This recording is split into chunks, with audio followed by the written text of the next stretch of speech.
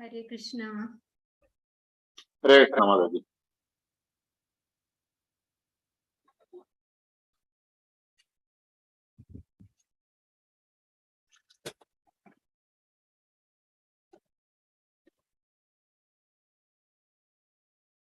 നാമം ചൊല്ലണില്ലേ?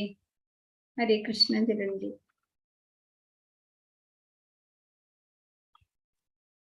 കേൾക്കുന്നുണ്ടോ? ഹരേ കൃഷ്ണ.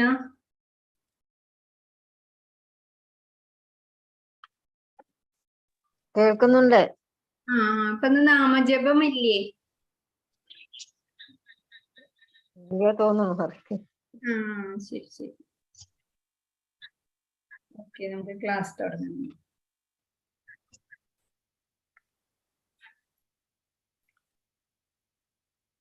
ഹരേ കൃഷ്ണ ഹരേ കൃഷ്ണ കൃഷ്ണ കൃഷ്ണ ഹരേ ഹരേ ഹരേ രാമ ഹരേ രാമ രാമ രാമ ഹരേ ഹരേ.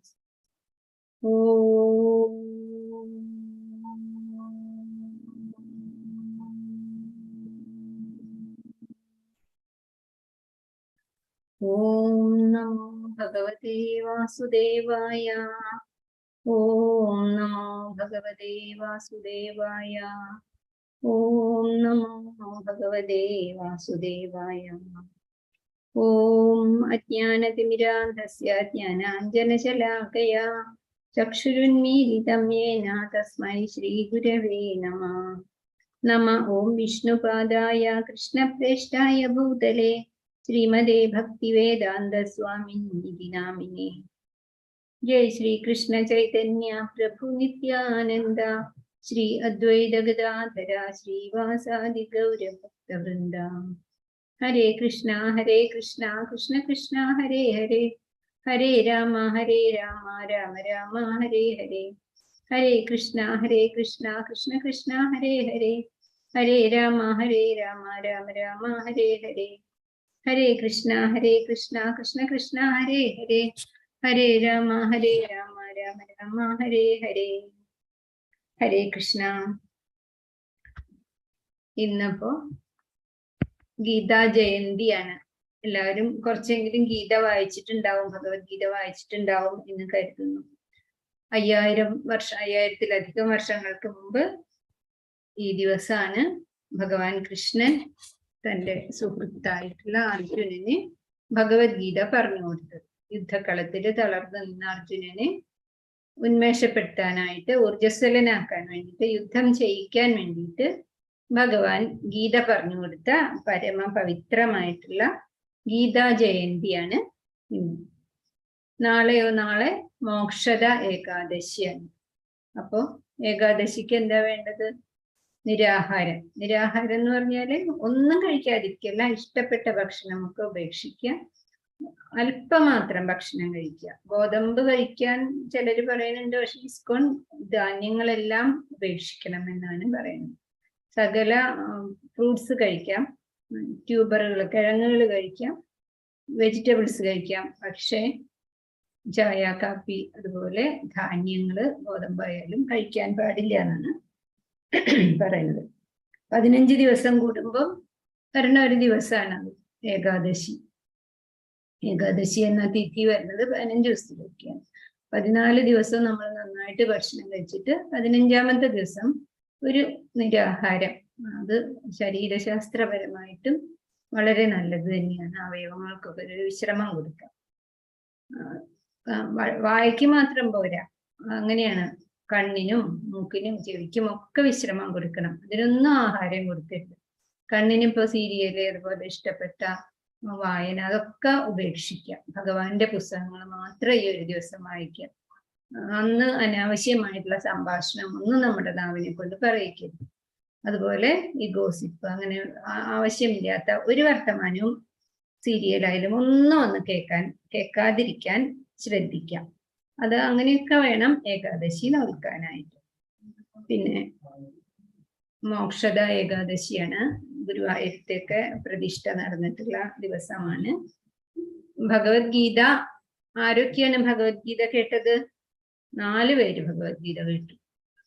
ഭഗവാൻ ശ്രീകൃഷ്ണൻ നേരിട്ട് ഉപദേശിച്ച അർജുനൻ കേട്ടു, പിന്നെ പറഞ്ഞു കൊടുക്കുന്ന സഞ്ജയൻ കേട്ടു, അന്ധനായിട്ടുള്ള ധൃതരാഷ്ട്രര് കേട്ടു. കൂടാതെ കൊടിയടയാളമായിട്ടിരിക്കുന്ന ഹനുമാൻ സ്വാമിയും കേട്ടു. അതില് ഹനുമാനാണ് ഏറ്റവും നല്ല ശ്രോതാവ് എന്ന് പറയും. കാരണം എന്താണ്? നല്ലവണ്ണം പിന്നീടുള്ള ജീവിതത്തിൽ അത് പ്രാവർത്തികമാക്കിയത് ഹനുമാൻ മാത്രമാണ്. മറ്റുള്ളവരൊക്കെ കേട്ടു അർജുനൻ ഉന്മേഷവാനായിട്ട് യുദ്ധം ചെയ്തു, ശരിയാണ്. പക്ഷെ പിന്നീട് ഹനുമാന്റെ അത്രയും അത് നടപ്പിൽ വരുത്തിയിട്ടുള്ള ആളില്ല. പിന്നെ നമ്മുടെ വീടുകളിലൊക്കെ ഉണ്ടാവും അല്ലെ പാർത്ഥസാരഥിയുടെ ഫോട്ടോ. ഈ 18 അധ്യായമാണ് ഭഗവത്ഗീതയിലുള്ളത്. 18 അധ്യായവും കഴിഞ്ഞ് സഞ്ജയൻ ധൃതരാഷ്ട്രരോട് പറയുന്ന ഒരു ശ്ലോകമുണ്ട് ഭഗവത്ഗീതയിലെ അവസാനത്തെ 700ാമത്തെ ശ്ലോകമായിട്ട്. എത്ര യോഗേശ്വര കൃഷ്ണോ എത്ര പാർത്ഥോ ധനുർധര തത്ര ശ്രീ വിജയഭൂത ധ്രുവാനീതിർ മതിർമമ. എവിടെയാണോ വില്ലാളി വീരനായിട്ടുള്ള അർജുനനും യോഗേശ്വരനായിട്ടുള്ള കൃഷ്ണനുള്ളത് അവിടെ തീർച്ചയായിട്ടും ഐശ്വര്യമുണ്ടാവും, വിജയമുണ്ടാവും എന്നാണ് എൻ്റെ അഭിപ്രായം എന്ന് ആര് പറയുന്നു? സഞ്ജയൻ പറയുന്നു ധൃതരാഷ്ട്രരോട്. അപ്പൊ 2ാമത്തെ അധ്യായമാണ്. ഇപ്പൊ നമ്മള് 3ാമത്തെ ദിവസമായി. 2ാമത്തെ അധ്യായം തുടങ്ങുമ്പോ എന്താണ് അവസ്ഥ, രംഗം എങ്ങനെയാണ്? വിഷാദം കൊണ്ട് അർജുനൻ തല താഴ്ത്തി നിൽക്കുകയാണ് അല്ലെ. യുദ്ധം തുടങ്ങി 1ാമത്തെ അധ്യായത്തില് 2 സെറ്റായിട്ട് കൗരവരും പാണ്ഡവരും യുദ്ധക്കളത്തില് അണിനിരന്നു കുരുക്ഷേത്രത്തില്. അപ്പൊ അങ്ങോട്ട് ശുഭ്രമായിട്ടുള്ള വെളുത്ത നിറത്തിലുള്ള കുതിരകളെ പൂട്ടിയ ദിവ്യമായ രഥത്തിലെ ദിവ്യമായ ശംഖുകൾ ഊതിക്കൊണ്ട് അർജുനനും കൃഷ്ണൻ സാരഥിയായിട്ട് പാർത്ഥസാരഥിയായിട്ടുള്ള കൃഷ്ണനും പാർത്ഥനും കൂടി അങ്ങോട്ട് പ്രവേശിച്ചു. അപ്പൊ അർജുനൻ പറഞ്ഞു, എനിക്ക് ആരൊക്കെയാണ് ആ ദുഷ്ടനായിട്ടുള്ള ദുര്യോധനനെ സഹായിക്കാൻ വന്നിട്ടുള്ളത് എന്നൊന്ന് കാണണം. അവരുടെ മുന്നിൽ കൊണ്ടുപോയിട്ട് തേരി നിർത്തൂ ഭഗവാനെ എന്ന് പറഞ്ഞു. അപ്പൊ ഭഗവാൻ എന്ത് ചെയ്തു? അർജുനനെ നല്ലോണം ഒന്ന് മനസ്സിലാക്കട്ടെ, അർജുനൻ കുറച്ച് കാര്യങ്ങൾ പറഞ്ഞു കൊടുക്കാനുണ്ട് തന്നെ വിചാരിച്ചിട്ട് ഗുരുക്കന്മാരുടെ ഒക്കെ മുന്നിൽ കൊണ്ടുപോയിട്ട് തേരുന്നു. തേരവിടെ നിർത്തിയപ്പോ അർജുനന് ആകെ മാറ്റം വന്നു. അതുവരെ സംഭരിച്ച ധൈര്യവും ശക്തിയും വിശ്വാസവും ഒക്കെ നഷ്ടപ്പെട്ടു. അർജുനൻ സങ്കടത്തോട് കൂടിയിട്ട് പറഞ്ഞു, അയ്യോ എനിക്ക് യുദ്ധം ചെയ്യാൻ സാധിക്കില്ല ഭഗവാനെ, ഞാൻ ഒരിക്കലും ഇവരോടൊന്നും യുദ്ധം ചെയ്യില്ല എന്ന് പറഞ്ഞു. കാരണം അത് അർജുനന് യുദ്ധം ചെയ്യാനുള്ള പേടിയോ ദുർബലതയോ ഒന്നുമല്ല. എന്തായിരുന്നു? ആചാര്യന്മാരോടുള്ള ബഹുമാനമായിരുന്നു. ഭീഷ്മ പിതാമഹനാണ് മുന്നിൽ നിൽക്കുന്നത്. തന്നെ ലാളിച്ച് കൊഞ്ചിച്ച് വളർത്തി ആളാണ്. തൊട്ടപ്പുറത്ത് ആരാണുള്ളത്? ദ്രോണരാണ്. ദ്രോണരും ഭീഷ്മരും ഇങ്ങനെ യുദ്ധം ചെയ്യാനായിട്ട് വരുന്ന അർജുനൻ ഒരിക്കലും പ്രതീക്ഷിച്ചിട്ടില്ല. യുദ്ധം കഴിഞ്ഞ് അവരുടെ കൂടെ വേണം, അവരെ സന്തോഷമായിട്ട് ഇരുത്തണം കുറച്ചു നാളെന്ന് വിചാരിച്ചപ്പോഴാണ് അവരെ കൊന്നാലേ ജയിക്കാൻ പറ്റുള്ളൂ എന്നുള്ള ഒരു അവസ്ഥ വന്നു. അതുകൊണ്ട് അർജുനൻ വിഷാദം കൊണ്ട് തല താഴ്ത്തി അശ്രുപൂർണാകുലേക്ഷണനായിട്ട് ശോകസംവിഘ്ന മാനസനായിട്ട് എന്നൊക്കെയാണ് ഭഗവാൻ വേദവ്യാസൻ എഴുതിയിട്ടുള്ളത്. അങ്ങനെയുള്ള അർജുനനെ കണ്ടപ്പോ ഭഗവാൻ കുറച്ച് പരുഷമായിട്ട് തന്നെ ഒന്ന് ശാസിക്കാണ് ആദ്യം അല്ലെ. അനാര്യജുഷ്ടം അസ്വർഗ്യം അകീർത്തികരമായിട്ടുള്ള ഈ അവസ്ഥ, ഈ ദോഷം നിന്നെ എങ്ങനെയാണ് പിടികൂടിയത് അർജുന? ഈ ആണും പെണ്ണും കെട്ട ഭാവം വീരനായ നിനക്ക് ചേരുമോ എന്ന് ചോദിച്ചു. ക്ഷുദ്രം ഹൃദയ ചാബല്യം, ക്ഷുദ്രം ഹൃദയ ദൗർബല്യം ത്യക്ത ഉപേക്ഷിക്കുക, ഉത്തിഷ്ഠ എന്ന് പറഞ്ഞു. എഴുന്നേൽക്കൂ, പരന്തപ നീ പരന്തപനാണ്, ശത്രുക്കളെ തപിപ്പിക്കുന്നവനാണ്, അല്ലെങ്കിൽ പരമമായിട്ടുള്ള തപസ് ധാരാളം ചെയ്തിട്ടുള്ളവനാണ്. അതുകൊണ്ട് നീ ഇങ്ങനെ തേർത്തട്ടിൽ തളർന്നിരുന്ന് കരയാൻ, അശ്രുപൂർണാകുലേക്ഷണൻ എന്നാണ് പറഞ്ഞത്, സങ്കടപ്പെട്ട് കരയേണ്ട ആളല്ല.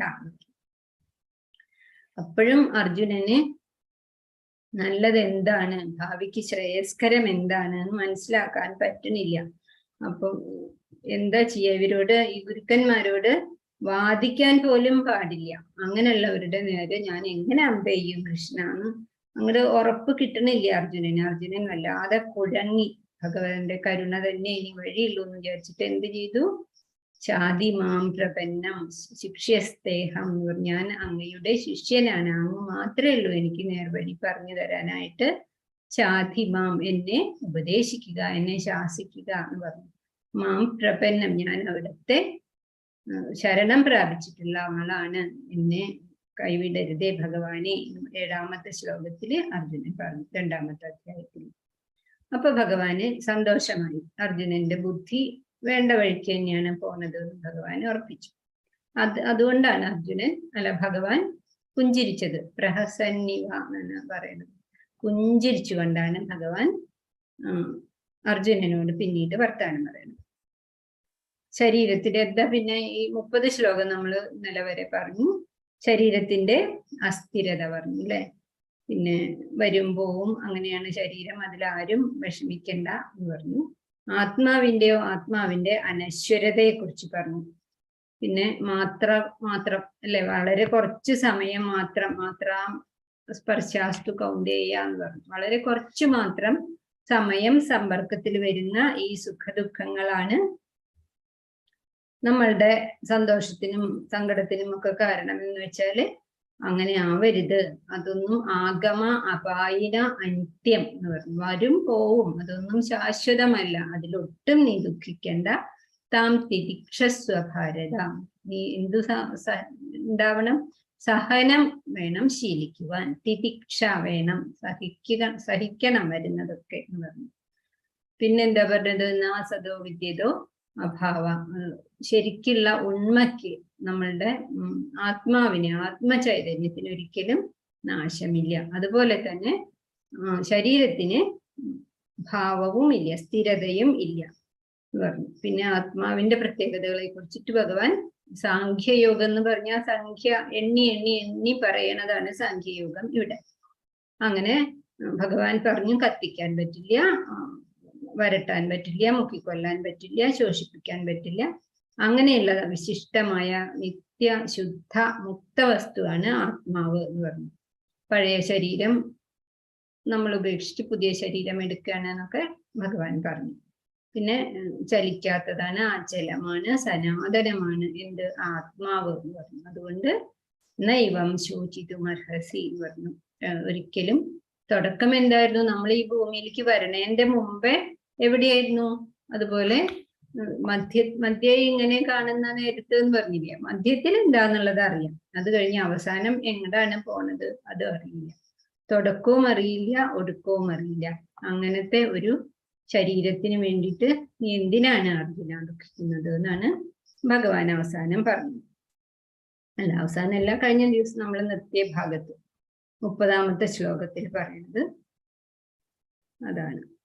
ദേഹി നിത്യമവധ്യോയം ദേഹേ സർവസ്യ ഭാരത തസ്മാത് സർവാണി ഭൂതാനി നത്വം ശോചിതും അർഹസി. സർവരുടെ ദേഹത്തിലുമുള്ള ഈ ദേഹി എങ്ങനെയാണ്? നിത്യനാണ്, ശാശ്വതനാണ്. ദേഹി ആത്മാവിനെ കുറിച്ചിട്ട് ഭഗവാൻ ഇത്ര നേരം ദീർഘമായിട്ട് പറഞ്ഞു. അതിന് ഉദാഹരണമായിട്ട് വേണമെങ്കിൽ നമുക്ക് ഘടാകാശം മഹാകാശം എന്ന് പറഞ്ഞിട്ട് പ്രസിദ്ധമായിട്ടുള്ള ഒരു ഉപമയുണ്ട്. അതായത് ഒരു കുടത്തിന്റെ ഉള്ളില് വായുണ്ട്, കുടത്തിന്റെ ഉള്ളിൽ ആകാശമുണ്ട് അല്ലെ. അതായത് വെളിച്ചമുണ്ട്, വായുണ്ട്. മൺകുടാണ്. മൺകുട അങ്ങോട്ട് ഉടഞ്ഞു പോയി എന്താ ഉണ്ടാവുക? ഈ വായു പുറമേയുള്ള വായുവിനോട് ചേരും, അല്ലാണ്ട് വായു നശിച്ചു പോവില്ല, കുടം നശിച്ചു പോകും. അതുപോലെയാണ് മനുഷ്യന്മാരുടെ ആയാലും ഏതൊരു ജീവികളുടെ ആയാലും സർവാണി ഭൂതാനി, എല്ലാ ആൾക്കാരുടെയും ശരീരം, അത് പുഴുവാവട്ടെ, പറക്കുന്ന പക്ഷിയാവട്ടെ, വെള്ളത്തിൽ ജീവിക്കുന്നതാവട്ടെ, നാലുകാലികളുള്ളതാവട്ടെ, എന്ത് തന്നെയായാലും എല്ലാ ജീവികളുടെയും ശരീരം നശിച്ചു പോകുന്നത് തന്നെയാണ്. എന്നാൽ അതിൻ്റെ ഉള്ളിലിരിക്കുന്ന ആത്മാവ് വധിക്കപ്പെടാത്തതാണ്, നിത്യനാണ്. അതുകൊണ്ട് നീ ഒരു ജീവിയെ കുറിച്ചും ദുഃഖിക്കാൻ പാടില്ല അർജുന എന്ന് ഭഗവാൻ പറഞ്ഞു. ഇനി 31ാമത്തെ ശ്ലോകാണ്. സ്വധർമ്മം അഭിചാവേക്ഷ്യ ന വികമ്പിതുമർഹസി ധർമ്മ്യാധി യുദ്ധാൽ ശ്രേയോ അന്യത് ക്ഷത്രിയസ്യ ന വിദ്യതേ.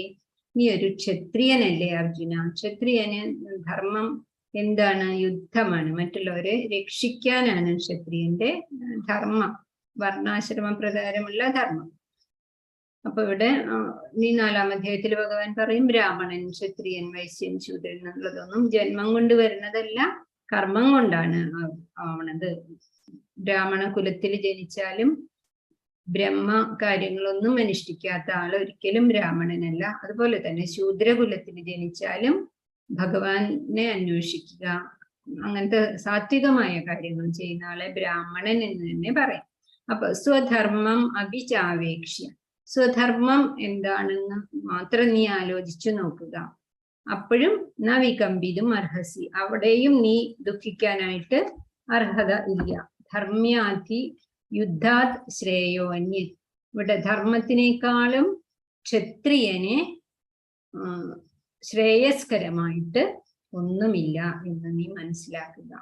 സ്വധർമ്മം അഭിചാവേക്ഷ, എന്താണ് എന്റെ ധർമ്മം എന്നിപ്പോ ആലോചിച്ചാൽ പോലും നീ ദുഃഖിക്കേണ്ട കാര്യമില്ല. ഇവിടെ ധർമ്മ്യാധി യുദ്ധാത് ശ്രേയോ അന്യത് ക്ഷത്രിയസ്യ ന വിദ്യതേ, ക്ഷത്രിയനെ യുദ്ധത്തെക്കാൾ ധാർമ്മികമായിട്ട് ഒന്നും തന്നെ ചെയ്യാനില്ല എന്ന് നീ മനസ്സിലാക്കുക. ബ്രാഹ്മണര് ക്ഷത്രിയരെ വൈശ്യരിച്ചിരിക്കുന്നു. ബ്രാഹ്മണരുടെ ധർമ്മം എന്താണ്? അധ്യയനമാണ്. സ്വയം പഠിക്കണം. അവര് നല്ലോണം പഠിച്ച് ഭഗവാനെ പ്രാർത്ഥിച്ച് ഭഗവത് കാര്യങ്ങളൊക്കെ മനസ്സിലാക്കിയിട്ട് അവരുടെ ബുദ്ധി കൂടുതൽ, അങ്ങനെയുള്ളവർക്ക് ഭഗവാന്റെ അടുത്തേക്ക് ഒരു കാല് വെക്കുന്നവർക്ക് ഭഗവാൻ ബുദ്ധിയോഗം ദദാമ്യഹം എന്ന് പറയും. നല്ല ബുദ്ധി, ഭഗവാനെ എങ്ങനെ ആയാലാണ് നന്നായിട്ട് അറിയാം. ഭഗവാൻ എന്ന് പറഞ്ഞ പുറത്തുള്ള അമ്പലത്തിലുള്ള ഒരു വിഗ്രഹം അല്ല, അല്ലേ? നമ്മളുടെ ഹൃദയത്തിന്റെ ഉള്ളിലിരിക്കുന്ന പരമാത്മാവാണ് ഭഗവാൻ. ആ ഭഗവാനെ കണ്ടെത്തുക, അതാണ് ആത്മസാക്ഷാത്കാരം എന്ന് പറയുന്നത്. അതാണ് നമ്മളുടെ ജീവിത ലക്ഷ്യം. അതിനുള്ള കാര്യങ്ങൾ പഠിച്ച് മറ്റുള്ളവർക്ക് പറഞ്ഞു കൊടുക്കുന്ന ആൾക്കാരാണ് ബ്രാഹ്മണന്മാർ. അവർക്ക് ജോലി ചെയ്യാനൊന്നും വേറെ ജീവിതം മാർഗം കണ്ടുപിടിക്കാനൊന്നും ഉള്ള സമയമില്ല. അവരുടെ സമയം മുഴുവനും ഇതാണ്. സമൂഹത്തിന് ഇങ്ങനെ അധ്യാപനത്തിലൂടെ സേവകൾ ചെയ്യാനുള്ള ആളാണ് ബ്രാഹ്മണൻ. അവർക്ക് വേണ്ടിയിട്ട് രാജാവ് കൂടുതൽ, അതുകൊണ്ടാണ് ബ്രാഹ്മണർക്ക് ദാനം കൊടുക്കുന്നതും ഒക്കെ. അവർക്ക് വേറെ ജോലി ചെയ്യാൻ സാധിക്കില്ല. അവര് പഠിപ്പിക്കുക. അതാണ് ക്ഷത്രിയന്റെ ധർമ്മം. എന്താണ്? ഭരണം ക്ഷത്രിയരുടെ ധർമ്മമാണ്. അതുപോലെ തന്നെ ജനങ്ങളെ, ബ്രാഹ്മണരെയും മറ്റുള്ള എല്ലാ ആൾക്കാരെയും ഉപദ്രവങ്ങളൊന്നും കൂടാതെ രക്ഷിക്കുക എന്നുള്ളതാണ്. ക്ഷതാത് ത്രായതേ ഇത് ക്ഷത്രിയ എന്നാണ്. മുറിവുകളിൽ നിന്നും രക്ഷിക്കുന്ന ആൾക്കാരാണ് ക്ഷത്രിയർ. അത് ധർമ്മം നശിക്കുന്നതാവാം, അല്ലെങ്കിൽ മൃഗങ്ങളെ കൊണ്ടുള്ള ക്ഷതിയാവാം, എന്ത് തന്നെയായാലും ക്ഷത്രിയരാണെങ്കിൽ അവരെ രക്ഷിക്കണം. പിന്നെ ഇവിടെ വരണത് എന്താണ്? ധർമ്മം നശിക്കുകയാണ്. അധർമ്മം ഇപ്പൊ കൊടി കുത്തി അങ്ങോട്ട് വാഴാൻ പോവാണ്. ഈ അർജുനൻ ഞാൻ യുദ്ധം ചെയ്യില്ല, എന്നെ ആര് വേണമെങ്കിൽ കൊന്നോട്ടെ എന്നൊക്കെ പറഞ്ഞില്ലേ? അങ്ങനെ ആവുകയാണെങ്കിൽ ഞാൻ സന്യാസിയായിട്ട് പോകുന്നൊക്കെ പറഞ്ഞു. അപ്പൊ എന്താ ഉണ്ടാവുക? ആരാ പിന്നെ ഭരിക്കുക? ദുര്യോധനൻ, ദുശാസനൻ, ശകുനി, കർണൻ. പിന്നെ അവരുടെ കൂട്ടത്തിലുള്ള കുറെ ആൾക്കാരും. എന്താണ് അവരുടെ വൃത്തികെട്ട ബുദ്ധിയല്ലേ അവർക്കുള്ളത്? കർണൻ നല്ല ആളാണ്, പക്ഷെ ഈ ദുസ്സംസർഗം കൊണ്ട് ദുസ്സംഗം കൊണ്ട് നാശമായിട്ടുള്ള ആളാണ്. അപ്പൊ അങ്ങനെയുള്ള ആൾക്കാര് സ്വന്തം സഹോദര ഭാര്യയായിട്ടുള്ള പാഞ്ചാലിയെ സഭയ്ക്കുള്ളിലേക്ക് കൊണ്ടുവന്ന് വസ്ത്രം അഴിക്കാൻ ശ്രമിച്ച നീചന്മാരല്ലേ അവര്? ഭഗവാന്റെ കാരുണ്യം കൊണ്ട് മാത്രല്ലേ അന്ന് പാഞ്ചാലി രക്ഷപ്പെട്ടത്. അപ്പൊ അങ്ങനെയുള്ള ആൾക്കാരുടെ കീഴില് എന്താണ് പിന്നെ ഈ ഹസ്തിനപുരത്തിലെ അല്ലെങ്കിൽ ഭാരതത്തിലെ ജനങ്ങൾക്ക് എന്തൊരു ഉറപ്പാ, സേഫ്റ്റി, രക്ഷയാണ് ഉള്ളത്? അപ്പൊ അതുകൊണ്ട് അത് അധർമ്മമാണ്. ആ അധർമ്മത്തിൽ നിന്നും രക്ഷിക്കാനായിട്ടെങ്കിലും ക്ഷത്രിയന്റെ ധർമ്മമായിട്ടുള്ള യുദ്ധം അർജുന നീ ചെയ്യുക.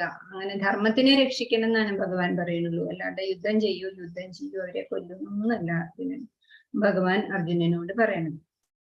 അതിനു വേണ്ടിയിട്ടാണ് ഈ ക്ഷത്രിയന്മാര്, രാജാക്കന്മാരൊക്കെ കാട്ടില് പോയിട്ട് ദുഷ്ടമൃഗങ്ങളെ കൊന്ന് നായാടിട്ട് അത് ഹിംസ പരിശീലിക്കും. അത് സ്വന്തം ഇഷ്ടത്തിനുള്ള ഹിംസയായാൽ അത് പാപാണ്. അതല്ല അവർ ചെയ്യണത്, മറ്റുള്ളവരെ രക്ഷിക്കാൻ വേണ്ടിയിട്ടാണ്. ഈ നാടിന്റെ അടുത്തുള്ള കാട്, ആ ഭാഗങ്ങളിലേക്ക് വരുന്ന മൃഗങ്ങളെയാണ് അവർ നായാടിക്ക് വധിക്കുക. അവര് അപ്പൊ ബാക്കിയുള്ള മൃഗങ്ങൾ പേടിച്ചിട്ട് ഉള്ളിലേക്ക് ഓടിപ്പോയിക്കോളും. പുലിയെ കൊന്നിട്ട് പിന്നെ അതിനെ രാജകീയമായിട്ട് ശവസംസ്കാരം ചെയ്യുന്ന ആൾക്കാരൊക്കെ ഇപ്പോഴും ഉണ്ട്. അപ്പൊ രണാങ്കണത്തിലെ ഹിംസ ഒരിക്കലും പാപമല്ല.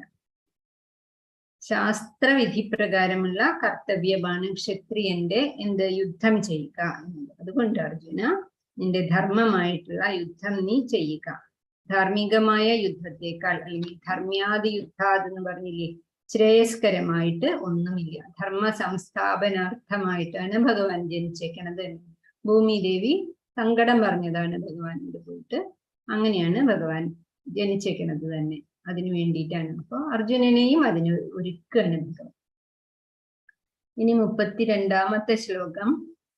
യദൃച്ഛയാ ചോപപന്നം സ്വർഗദ്വാരം അപാവൃതം സുഖിന ക്ഷത്രിയ പാർത്ഥ ലഭന്തേ ദൃശമീദൃശം ലഭന്തേ യുദ്ധമീദൃശം.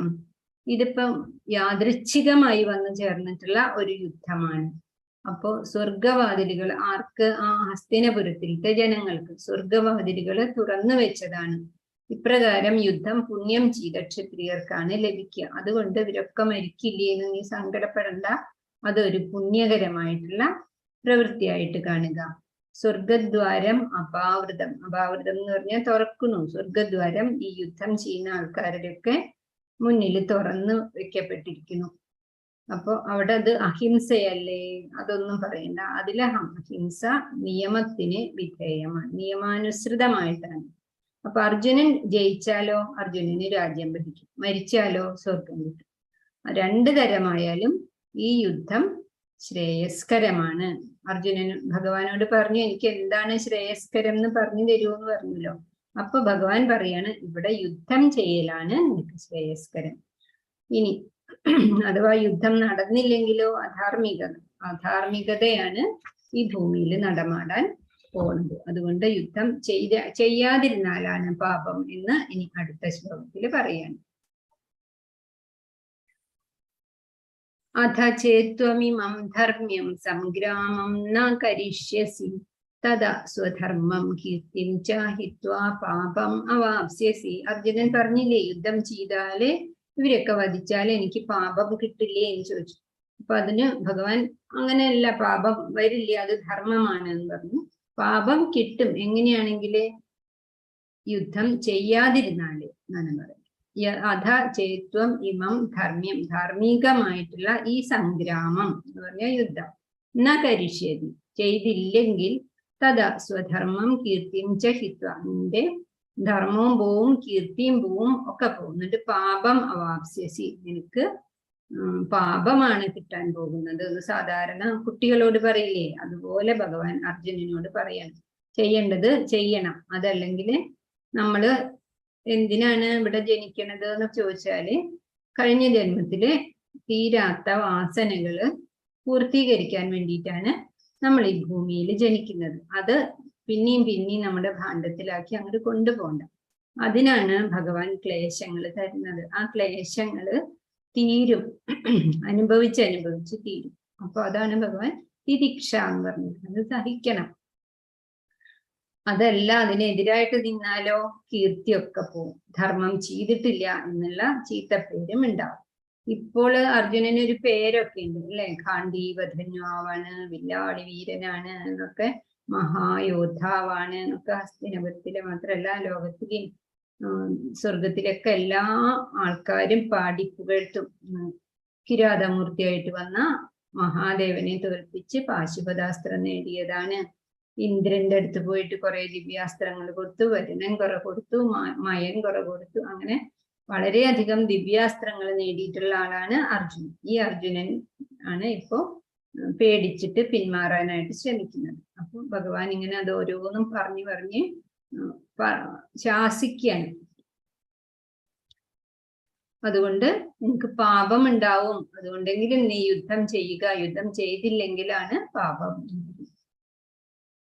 പിന്നെ കുറെ കാര്യങ്ങൾ ഉണ്ടാവും. ആ കീർത്തിം ചാപി ഭൂതാനി കഥയിഷ്യന്തി തേ വ്യയം സംഭാവിതസ്യ ച കീർത്തിർ മരണാദതിരിച്യതേ. എല്ലാവരും തന്നെ പറ്റിയിട്ട് മായ്ക്കാനാവാത്ത വിധം അകീർത്തികരമായ കാര്യങ്ങൾ പറയാനിട വരും. ഒരിക്കൽ ആദരണീയനായിരുന്ന നിനക്ക് അങ്ങനെ പറയണത് കേട്ടാല് മരണത്തിനേക്കാളും ദുഃഖകരം, മരണാതിരിച്യതേ എന്നാണ് പറയുന്നത്. ഈ പറയണതൊക്കെ മരണത്തിനേക്കാളും സങ്കടാവും. അർജുനൻ ആരാ പിന്നെ പറഞ്ഞു നടക്കാത്തത്? ഈ ദുര്യോധനനൊക്കെ നല്ലത് ചെയ്താൽ പോലും വളരെ മോശമായിട്ട് പറയുന്ന ആളാണ്. അപ്പൊ പിന്നെ അർജുനൻ യുദ്ധം ചെയ്തില്ലെങ്കിൽ എന്താ പറയാ? ഈ അർജുനൻ പേടിച്ചോടി യുദ്ധക്കളത്തിൽ നിന്നാന്ന് പറയും. അർജുനന് ആചാര്യന്മാരെ അല്ലെങ്കിൽ മുത്തച്ഛനെ കണ്ടിട്ട് കൃപ തോന്നിയതാണ്, പാവം മൃദുല ഹൃദയമായതുകൊണ്ടാണ് എന്നൊന്നും ആരും പറയില്ല. പണ്ട് അർജുനൻ ദ്രോണാചാര്യര് ഒരു കിളിയെ ഉണ്ടാക്കിയിട്ട് അമ്പ ചെയ്യാൻ പറഞ്ഞപ്പോ കിളിയുടെ കണ്ണ് മാത്രം കണ്ടിട്ട് അമ്പ ചെയ്ത് കുട്ടിയാവുമ്പോ തന്നെ ആണ്. അതേപോലെ തന്നെ പാഞ്ചാലി സ്വയംവരത്തില് വെള്ളത്തിൽ പ്രതിഫലിക്കുന്ന തിരിയുന്ന കിളിയെയാണ് അമ്പ ചെയ്തത് അല്ലെ. അങ്ങനെ അതുപോലെ ഗാണ്ഡവവനം ദഹിക്കുന്ന സമയത്ത് അഗ്നി പോയിട്ട് അർജുനനോട് കൃഷ്ണനോടും പറഞ്ഞപ്പോ അർജുനൻ എന്ത് ചെയ്തു, ഒരു പന്തല് പോലെ അമ്പ് കൊണ്ട് ഉണ്ടാക്കിയിട്ട് അഗ്നിക്ക് ദഹിപ്പിക്കാനുള്ള സൗകര്യം ചെയ്തു കൊടുത്തു. അങ്ങനെയാണ് ഗാന്ധീവം ആര് കൊടുത്തു, അഗ്നി ഭഗവാൻ കൊടുത്തത്. അതൊക്കെ ഇവര് കളിയാക്കും, അതൊക്കെ വെറുതെയാണ്, ഒക്കെ നോണിയാണ്, അല്ലെങ്കിൽ ഇപ്പൊ ഈ യുദ്ധത്തിൽ നിന്ന് ഓടിപ്പോന്ന് എല്ലാവരും ഇങ്ങനെ പറയും. ഇപ്പോഴല്ലേ മനസ്സിലായത് ഈ അർജുനൻ ഒരു പേടിത്തൊണ്ടനാണെന്ന് നാട്ടുകാരെല്ലാവരും പറയും. അതൊക്കെ തട്ടിപ്പായിരുന്നു എന്ന് പറയും. അങ്ങനെ ഒരിക്കലും മാറ്റാൻ പറ്റാത്ത വിധം നിന്നെ അത് മുറിവേൽപ്പിക്കും. അതുകൊണ്ട് അർജുന, നിനക്കത് മരണ ആണ് കുറച്ചും കൂടി ഭേദം അപ്പൊ തോന്നും. ഇത്രയും നല്ലൊരു സുഹൃത്താണല്ലേ കൃഷ്ണൻ, അതൊക്കെ പറഞ്ഞു കൊടുക്കണം. അതുകൊണ്ട് പിന്നോട്ട് ഓടരുത്. ഭാവിയിൽ നിനക്ക് അത് അപകീർത്തികരമായിട്ട് ദുഃഖകരമായിട്ട് വരും. അതുകൊണ്ട് എന്ത് തന്നെ തോന്നിയാലും എന്താണോ നമ്മളുടെ ധർമ്മം, ആ സമയത്തെ ചുമതല കർത്തവ്യം അതപ്പ ചെയ്യണം. 35ാമത്തെ ശ്ലോകം. ഭയാദ് രണാദ് ഉപരതം അംസ്യന്തേ ത്വം മഹാരഥ യേഷാം ചത്വം ബഹുമതോ ഭൂത്വാല യാസ്യസി ലാഘവം. മഹാരഥന്മാരായിട്ടുള്ള ആൾക്കാര് നിന്നോടുള്ള ബഹുമാനമൊക്കെ കളഞ്ഞിട്ട് നിന്നെ ലാഘവത്തോടുകൂടി പറഞ്ഞു കൊടുക്കും. നിന്നെ ബഹുമാനിച്ച ആൾക്കാരൊക്കെ നിന്നെ കുറിച്ച് എന്താ പറയാറിയോ? ഭയാദ് രണാദ് ഉപരതം. പേടി കൊണ്ട് രണത്തിൽ നിന്നും അർജുനൻ പേടിച്ചോടി, മോശം മോശം എന്ന് പറയും. അത് കേൾക്കണോ അർജുനാന്ന് കൃഷ്ണൻ ഒരു സാധാരണ കുട്ടിയോട് പറയണ പോലെ പറയാണ്. പണ്ട് അർജുനൻ അജ്ഞാതവാസ കാലത്ത് ആരായിരുന്നു? ബൃഹന്തളയായിരുന്നു. ബൃഹന്തളയായിട്ട് കീചകനൊക്കെ ഉള്ള വിരാട രാജ്യത്ത് താമസിക്കുന്ന സമയത്ത് ഈ കൗരവന്മാര് തന്നെ അവിടെ ആക്രമിക്കാൻ പോയി. ആ സമയത്ത് വിരാടപുത്രൻ ഉണ്ട്, ഉത്തരയുടെ സഹോദരൻ. ഉത്തരനോട് രാജാവ് പറഞ്ഞു, രാജകുമാര പോയിട്ട് യുദ്ധം ചെയ്ത് ശത്രുക്കളെ ഓടിക്കൂ എന്ന് പറഞ്ഞു. ഉത്തരൻ പറഞ്ഞു, അയ്യോ എനിക്ക് പേടിയാണ്, ഞാൻ പോവില്ല എന്ന് പറഞ്ഞ് തളർന്നിരുന്നപ്പോ ആരാണ് കൊണ്ടുവന്നത്? ഉന്മേഷം കൊടുത്തിട്ട് ഊർജ്ജസ്വലനാക്കി ഉത്തരനെ കൊണ്ടുവന്നിട്ട് ഞാൻ എൻ്റെ കൂടെ എന്നൊക്കെ പറഞ്ഞ് യുദ്ധം ചെയ്യിച്ചത് ഈ അർജുനനാണ് ഇപ്പോ നിസ്സാരന്മാരായിട്ടുള്ള ആൾക്കാരെ പോലെ പേടിച്ച് എന്ന പോലെയാണ് പോണത് എന്ന് ആൾക്കാർ പറയും. നിനക്കത് ചീത്തപ്പേരാവും, അത് സഹിക്കാൻ പറ്റില്ല. അതുകൊണ്ട് അർജുന യുദ്ധം ചെയ്യുക. നിന്നെ ബഹുമാനിച്ച ആൾക്കാർ പോലും നിന്നെ നിസ്സാരന്മാരായിട്ട് പറയും. അങ്ങനെയല്ല, നല്ല ഗുരുത്തുണ്ട് കേട്ടോ അർജുനന്. മുന്നില് ഭീഷ്മരെ കണ്ടു, അല്ലെങ്കിൽ പഠിപ്പിച്ച ആചാര്യനെ കണ്ടു. അപ്പോ ഒരു യുദ്ധവും ചെയ്യില്ല എന്ന് പറഞ്ഞ് ഓടിപ്പോയി. അർജുനൻ എത്ര നല്ല ആളാണ്, അങ്ങനെയാണ് എല്ലാവരും വേണ്ടത്. അതൊന്നും ആരും പറയില്ല. അർജുനൻ മോശക്കാരനാണ് എന്ന് പറഞ്ഞുണ്ടാക്കും. അതുകൊണ്ട് നിന്റെ പ്രാരബ്ധം കൊണ്ട്, അല്ലെങ്കിൽ നിന്റെ യോഗം കൊണ്ട്, നമ്മളുടെ ഓരോരുത്തരുടെയും യോഗം കൊണ്ട് നമുക്ക് എന്താണോ കിട്ടിയിട്ടുള്ളത് ധർമ്മം, അപ്പോൾ അവിടെ തന്നെ വേണം. അല്ലെങ്കിൽ നമ്മൾ കൊണ്ടുവന്നിട്ടുള്ള വാസനകള് അവിടെ കെടാതെ കിടക്കും. വീണ്ടും ആ വാസന തീർക്കാനായിട്ട് നമ്മൾ ജന്മം എടുക്കേണ്ടി വരും. നമുക്കറിയില്ല, നമ്മളുടെ ചിന്തകളും പ്രവൃത്തികളും ഒക്കെ അവിടെ വാസനകളായിട്ട് രൂപപ്പെട്ടിരിക്കുകയാണ്. നമ്മൾ മരിക്കുമ്പോൾ ശരീരം നശിച്ചു പോയാലും ഈ സൂക്ഷ്മ ശരീരം ഈ വാസനകളോട് കൂടിയാണ് പ്രകൃതിയിലേക്ക് തിരിച്ചു പോകുന്നത്. അതാണ് വീണ്ടും അതിന് യോജിച്ച ഒരു ശരീരം എടുത്തിട്ട് ജനിക്കുന്നത്. അതുകൊണ്ട് എന്ത് വേണം? മേഘങ്ങള് പെയ്തൊഴിയട്ടെ. നമ്മളുടെ ചീത്ത കർമ്മഫലങ്ങളൊക്കെ ഈ ജന്മത്തിൽ തന്നെ അങ്ങോട്ട് തീരട്ടെ. അതിനാണ് ഈ ഭഗവത്ഗീതയൊക്കെ പഠിക്കുന്നത്. പുതിയ വാസനകളും ആശകളും ഒന്നും നമ്മളുടെ മനസ്സിൽ രൂപം കൊള്ളാതിരിക്കട്ടെ. ഇനി 36-37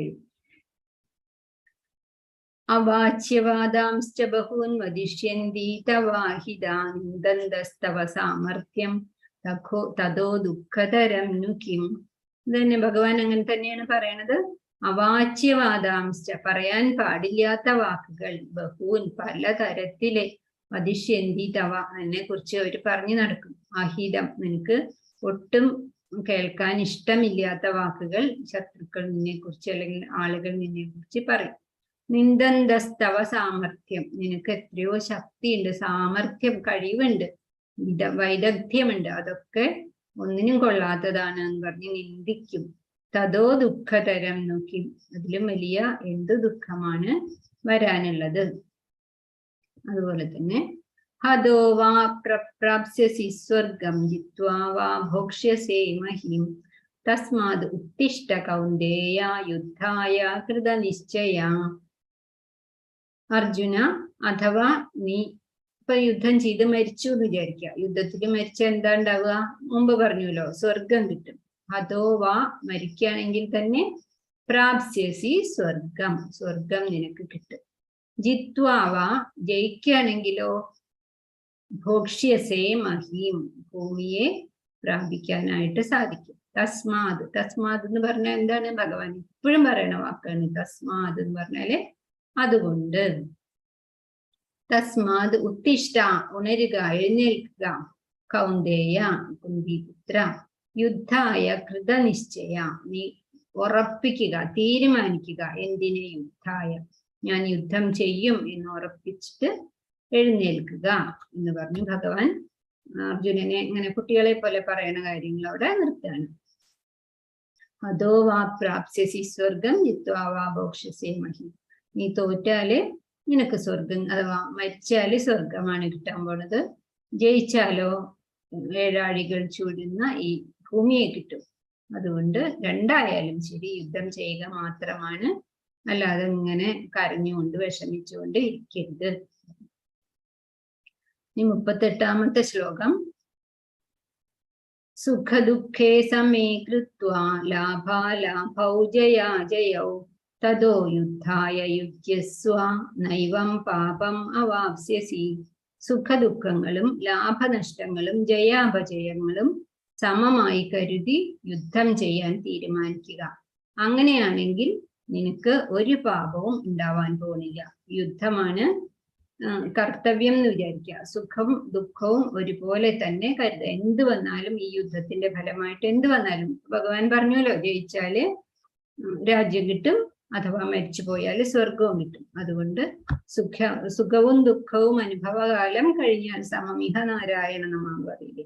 മനസ്സിന് ആ സമയത്ത് മാത്രം ഒരു കാര്യം ഉണ്ടാവും, അതാണ് ഈ ഭൗതികമായിട്ടുള്ള സുഖവും ദുഃഖവും. അതുകൊണ്ട് അതും കഴിഞ്ഞു പോകുമെന്ന് പറയും. അതില് ഒട്ടും വിഷമിക്കേണ്ട കാര്യമില്ല. യുദ്ധമാണ് ഇവിടെ നിന്റെ കർത്തവ്യം, അതുകൊണ്ട് യുദ്ധം ചെയ്യാം.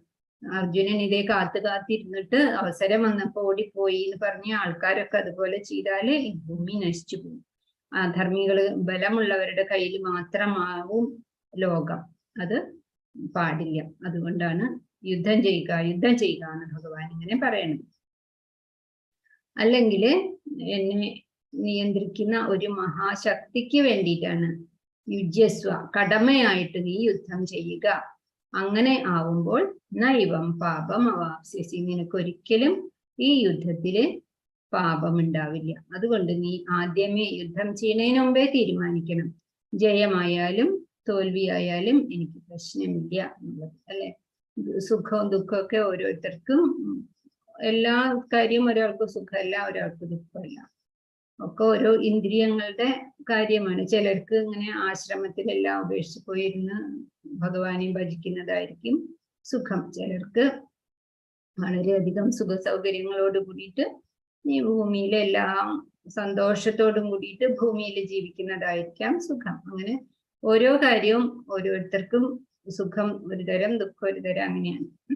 അതുകൊണ്ട് രണ്ടും ഒരുപോലെ തന്നെ കരുതുക. ധർമ്മം ഇവിടെ യുദ്ധം ചെയ്യാനായതുകൊണ്ടും ഭഗവാന്റെ ഇച്ഛ അതായതുകൊണ്ടും നീ യുദ്ധം ചെയ്യുക. പ്രശംസ കൊണ്ട് സന്തോഷിക്കാതെയും അല്ലെങ്കിൽ എന്തെങ്കിലും ഒരു കുറ്റപ്പെടുത്തുകൽ കൊണ്ട് അസഹിഷ്ണുത അല്ലെങ്കിൽ സങ്കടം ഒന്നും ആയിട്ട് പോകരുത്. യുദ്ധം ചെയ്യുക. സർവകർമ്മവും ഉപേക്ഷിച്ച് ഭഗവാനെ ആത്മാർപ്പണം ചെയ്തവന് ദേവന്മാരോടോ ഋഷികളോടോ ബന്ധുക്കളോടോ ഒരു കടപ്പാടും ഇല്ല എന്ന് ഭാഗവതം പറയുന്നുണ്ട്. ഇനി 39ാമത്തെ ശ്ലോകം. ഏഷാ തേ അഭിഹിത സാഖ്യേ ബുദ്ധിർയോഗ ത്വിമാം ശൃണു ബുദ്ധ്യായുക്തോ യയാ പാർത്ഥ കർമ്മബന്ധം പ്രഹാസ്യസി. ഇതുവരെ ഞാൻ നിനക്ക് ഏഷാതെ അഭിഹിത സാഖ്യയോഗമാണ് ഞാൻ നിനക്ക് പറഞ്ഞു തന്നത്. അതായത് ആത്മാവിന്റെ ഗുണങ്ങൾ എന്തൊക്കെയാണ്, ശരീരത്തിന്റെ ഗുണം എന്തൊക്കെയാണ് അല്ലെ? ദേഹി ആരാണ്, ദേഹം ആരാണ്, ദേഹി നിത്യനാണ്, ദേഹം അസത്താണ്, ഇല്ലാത്തതാണ് എന്നൊക്കെ പറഞ്ഞു. അതാണ് സാഖ്യം ഞാൻ ഇതുവരെ നിന്നോട് പറഞ്ഞു തന്നു. ഇഴ കീറി എണ്ണി എണ്ണി ഇങ്ങനെ പറഞ്ഞതിനെയാണ് സാഖ്യം എന്നിവിടെ പറയുന്നത്. ഇനി ബുദ്ധിയോഗേ മാം ശൃണു. ഇനി ഞാൻ നിനക്ക് ബുദ്ധിയോഗത്തിനെ പറഞ്ഞു തരാം. ബുദ്ധ്യായുക്തോ യയാ പാർത്ഥ കർമ്മബന്ധം പ്രഹാസ്യസി. ഇനി പറയുന്ന പ്രകാരം ഈ ബുദ്ധിയോഗം എന്ന് പറയുന്നത് പോലെ നീ പ്രവർത്തിച്ചാല് നിനക്കൊരിക്കലും ബന്ധനം ഉണ്ടാവുകയില്ല. കർമ്മബന്ധം ഒഴിവാക്കാനാണ് ഇനി ഞാൻ പറഞ്ഞു തരുന്നത്. ശ്രദ്ധിച്ചു കേൾക്കുക എന്ന് പറയുന്നു ഭഗവാൻ. 40ാമത്തെ ശ്ലോകം.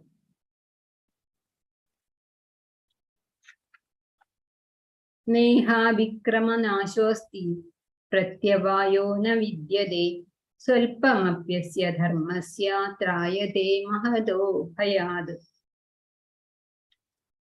നേഹ ന ഇഹ എന്നുള്ളത് കൂട്ടിയപ്പോഴാണ് നേഹ എന്നായിട്ടുള്ളത് കേട്ടോ. ന ഇഹ അഭിക്രമനാശോസ്തി. അഭിക്രമം എന്ന് പറഞ്ഞാൽ തുടങ്ങി വെച്ച പ്രവൃത്തികൾക്ക് ഈ ലോകത്തിലെ നാശമില്ല. എന്ത് പ്രവൃത്തികൾക്ക്? ഭക്തി മാർഗത്തിലൂടെ അല്ലെങ്കിൽ ആധ്യാത്മിക മാർഗത്തിലൂടെ തുടങ്ങി വെച്ച പ്രവൃത്തികള് ഒരിക്കലും ഇവിടെ നഷ്ടപ്പെട്ടു പോവില്ല. പ്രത്യവായോ ന വിദ്യത. അതിനൊരിക്കലും ഒരു കുറവും ഉണ്ടാവില്ല. പകുതി നിർത്തിയിട്ട് വെച്ചാലും അത് അവിടെ സൂക്ഷിച്ചു വെക്കും. അത് ക്രെഡിറ്റ് ആയിട്ട് അവിടെ ഇരുന്നോളും. സ്വൽപ്പം അഭ്യസ്യ ധർമ്മസ്യ ത്രായതേ മഹതോ ഭയാൽ. സ്വൽപ്പം ആചരിച്ച് നമ്മൾ മരിച്ചുപോയി വിചാരിക്കുക, അല്ലെങ്കിൽ എന്തെങ്കിലും കാരണം കൊണ്ട് അത് നിർത്തിവെക്കേണ്ടി വന്നു എന്ന് വിചാരിക്കുക. എന്നാലും അത് മഹത്തായ ഭയത്തിൽ നിന്നും, സംസാര ഭയത്തിൽ നിന്നും നമ്മളെ രക്ഷിക്കാനുള്ള ഒരു കാര്യം തന്നെയായിട്ട് അതവിടെ അവശേഷിക്കും. ഇപ്പൊ നമ്മള് ഈ ജന്മത്തില് കുറേ അധികം പഠിച്ച് 2-3 PG ഒക്കെ എടുത്തു, അല്ലെങ്കിൽ MBBS കഴിഞ്ഞു, PG MD എടുത്തു. അതിനുശേഷം കുറെ ഒക്കെ കഴിഞ്ഞ് നമ്മൾ മരിച്ചുപോയി. പിന്നത്തെ ജന്മത്തിൽ പഠിക്കുമ്പോൾ അവിടെ നിന്ന് അങ്ങോട്ട് പഠിച്ചാൽ പോരല്ലോ. ABCD അക്ഷരമാല തൊട്ട് തന്നെ ആദ്യം തൊട്ട് പഠിക്കണം. അതാണ് ഭൗതിക വിദ്യ. എന്നാൽ ആധ്യാത്മിക വിദ്യ അങ്ങനെയല്ല. അത് ഭഗവാൻ പറഞ്ഞു തരുന്ന ഒരു അറിവാണ്. ഇവിടെ ആധ്യാത്മികതയുടെ കാര്യത്തിൽ തുടങ്ങി വെച്ച ഒരു കാര്യവും നഷ്ടപ്പെട്ടു പോവില്ല. അത് അടുത്ത ജന്മത്തേക്ക് ക്യാരി ഓവർ ചെയ്യും. സ്വൽപ്പം ആചരിച്ചാൽ പോലും മഹത്തായ ഭയം ഉണ്ടാവാതെ അത് നമ്മളെ സൂക്ഷിക്കും. ഒരു ഏകാദശി നോറ്റാല് അതിനു വേണ്ടി ചെയ്യാൻ പാടില്ല, അത് നമ്മളുടെ ധർമ്മമാണെന്ന് വിചാരിച്ചിട്ട് ചെയ്യണം. അപ്പൊ അതവിടെ നമുക്കൊരു മുതൽക്കൂട്ടായിട്ട്, മൂലധനമായിട്ട് അതവിടെ ഇരിക്കും.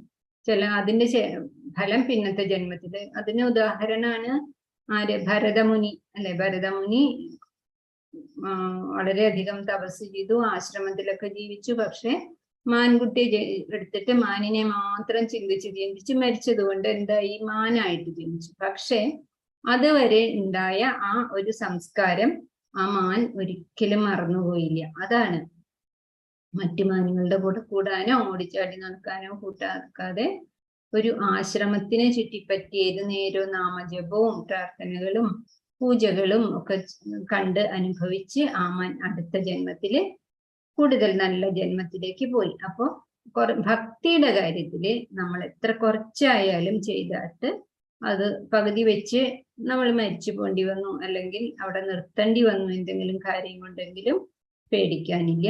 അത് എടുത്തു വെക്കും. ചില കുട്ടികളൊക്കെ ഇല്ലേ, ജനിക്കുമ്പോ തന്നെ വലിയ സംഗീതജ്ഞര് അല്ലെങ്കിൽ വലിയ ചിത്രം വരക്കാരൊക്കെ ആവുന്നത് അതൊക്കെ അതുകൊണ്ടാണ്. അതാണ് പ്രത്യവായം വരില്ല എന്ന് പറയുന്നത്. അത് നശിച്ചു പോവില്ല. ഞാൻ കുറെയൊക്കെ വ്രതം എടുത്തു, പിന്നെ എനിക്ക് വയ്യാതായപ്പോ വ്രതങ്ങളൊക്കെ നിർത്തിപ്പോയി. അപ്പൊ ഇതുവരെ ചെയ്ത പുണ്യമൊക്കെ പോവോ എന്ന് തോന്നുന്നവരോട് ഭഗവാൻ പറയുന്നു, സ്വൽപ്പം അഭ്യസ്യ ധർമ്മസ്യ, കുറച്ചെങ്കിലും ഈ വഴിക്ക് ഒരു ഇത്തിരിയെങ്കിലും നടന്നിട്ടുണ്ടെങ്കിൽ അതവിടെ നമുക്ക് അടുത്ത ജന്മത്തിന് ഒരു മുതൽക്കൂട്ടായിട്ട് തന്നെ തീർച്ചയായിട്ടും ഇരിക്കും. അപ്പോ നമ്മളത് കുട്ടികളെയൊക്കെ ഇങ്ങനെ ധർമ്മത്തിന്റെ വഴിയിലേക്ക് അല്ലെങ്കിൽ ഈ ധാർമ്മികമായിട്ടുള്ള ജീവിതത്തിലേക്ക് അവരെയൊക്കെ നയിക്കണം. കാരണം കുറച്ചെങ്കിലും പഠിക്കുക, അപ്പൊ അത് വളരെ വലിയ കാര്യമാവും. അടുത്ത ജന്മത്തിന് അവർക്കത് ഉപയോഗപ്രദമാവും. കൂടുതൽ നല്ല സംസ്കാരമുള്ള ഒരു വീട്ടിൽ ജനിക്കാനായിട്ട് അത് സാധിക്കും. അല്ലാണ്ട് ഇപ്പൊ നമുക്കൊന്നും നേരിട്ട് സ്വർഗത്തിലേക്ക് പോകാനുള്ള പുണ്യം ഉണ്ടാവില്ലല്ലോ. പിന്നെ ഉണ്ടാവും, അതിങ്ങനെ കുറെ ചെയ്തിട്ട് വേണം ഭഗവാന്റെ അടുത്തേക്ക് എത്താനായിട്ട്. അജാമിളന്റെ കഥ ഈ സമയത്ത് ഓർക്കാവുന്നതാണ്. അജാമിളന് ഒരു ജന്മത്തിൽ തന്നെ 2 കാര്യം ഉണ്ടായില്ലേ. അജാമിളൻ വലിയ ഭക്തനായിരുന്നു. അജാമിളൻ ബ്രാഹ്മണനായിരുന്നു. തന്റെ അച്ഛന് പൂജയ്ക്കുള്ള പൂക്കൾ പറിക്കാൻ പോയ നേരത്താണ് അജാമിളൻ ആ ഒരു ചീത്ത സ്ത്രീനെ കാണലും പിന്നെ അതിന്റെ പിന്നാലെ പോവലും പിന്നെ വളരെ മോശമായിട്ടുള്ള ജീവിതം നയിച്ച് ഒരിക്കലും അങ്ങനെ സകല കാര്യം കൊണ്ട് നരകം മാത്രം എന്നുള്ള പോലെയായി മാറിയതും ഒക്കെ. പക്ഷെ പിന്നീട് ഒരു തീരെ അവശനായി കിടക്കുന്ന സമയത്ത് മകന് നാരായണ എന്ന് പേരിട്ടത് കൊണ്ട് നാരായണ ഓടി വരൂ പേടിച്ചിട്ട് വിളിച്ചപ്പോ വന്നില്ലേ ഭഗവാന്റെ നാരായണന്റെ ദൂതന്മാര് വന്നു. കാരണം എന്താ, ആ നേരത്ത് വിളിച്ചത് കൊണ്ടൊന്നുമല്ല, അതുവരെ പാപം ചെയ്തിട്ട് ആ നേരത്ത് വിളിക്കാന്ന് വെച്ചാൽ വിളിക്കാൻ പറ്റൂല, വിളിച്ചാൽ വരൂല. അപ്പൊ മുൻപ് ചെയ്തു വെച്ചിട്ടുള്ള ആ പുണ്യം കൊണ്ടാണ്. ഇത്രയും വളരെ വലിയ ഭക്തനായിരുന്നു. അതുകൊണ്ടാണ് അജാമിളന് ഭഗവാന്റെ സ്ഥലത്തേക്ക് പോവാനായിട്ട് സാധിച്ചത്. അതുകൊണ്ട് ഒട്ടും സമയം കളയാതെ ഭഗവത് നാമജപം തുടങ്ങുക. ഏകാദശിയാണ് നാളെ. അപ്പൊ അതുകൊണ്ട് ഏകാദശിയുടെ അന്ന് തന്നെ കൂടുതൽ ഹരേ കൃഷ്ണ കൃഷ്ണ കൃഷ്ണ ഹരേ ഹരേ, ഹരേ രാമ രാമ രാമ ഹരേ ഹരേ എന്ന് ധാരാളമായിട്ട് ജപിക്കണം. 41ാമത്തെ ശ്ലോകം. വ്യവസായാത്മികാ ബുദ്ധിരേകേഹാ കുരുനന്ദന ബഹുശാഖാഹ്യനന്ദാശ്ച ബുദ്ധയോ വ്യവസായിന.